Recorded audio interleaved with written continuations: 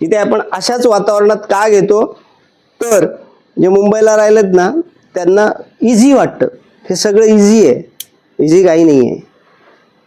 कोंबडीचं शीट झाडायचं आहे तुम्हाला, लक्षात घ्या, त्याची तयारी असली पाहिजे. असे कितीतरी लोक आहेत ज्यांना पायाला माती लागलेली चालत नाही, ते कोंबडीचं शीट झाडणार का? म्हणजे त्याचा आजच क्लिअर होणार त्याला पिक्चर की हे मी करू शकतो की नाही करू शकत. ज्ञान घेताय ओके, पण ज्ञान न घेता मी जर हे करू शकत नसेल तर त्याच्यात जाऊ नका.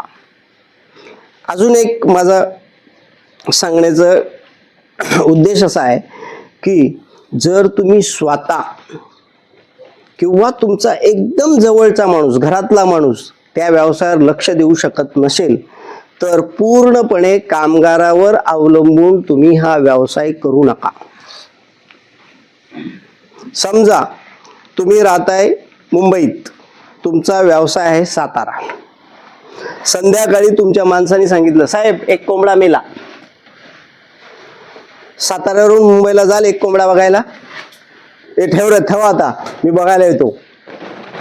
नाही, तो कोंबडा मेलेला नसतो, त्यांनी संध्याकाळी विकलेला असतो, त्याच्या चपटीची त्यांनी व्यवस्था केलेली असते. असा रोज एक दोन कोंबडे मारायला लागले तर तुमचा व्यवसाय.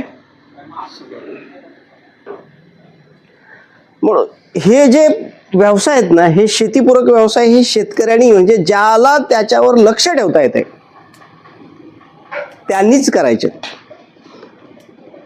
आज तुम्ही प्रशिक्षण घेतलं, घाई करू नका, 2 वर्षांनी 4 वर्षांनी चालू करा, काही प्रॉब्लेम नाही. पण स्वतः किंवा एकदम जवळचा घरातला माणूस लक्ष देणारा असेल तरच या व्यवसायात या.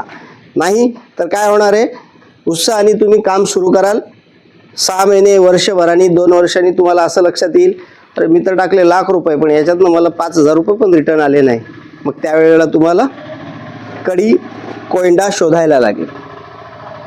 ओके, त्यामुळे तुम्ही एक पाऊल जे आहे ज्ञानाचं ते थोडंफार कुठेतरी तुम्ही एक लेवलला आलं. मी असं नाही दावा करणार की आज ह्या 4, 5, 6 तासामध्ये तुम्हाला सगळं कुक्कुटपालन मी शिकवेन, शक्य पण नाही. पण चुका काय करू नये ते तुम्हाला मी 100% सांगणार आहे. सर्वात महत्त्वाचं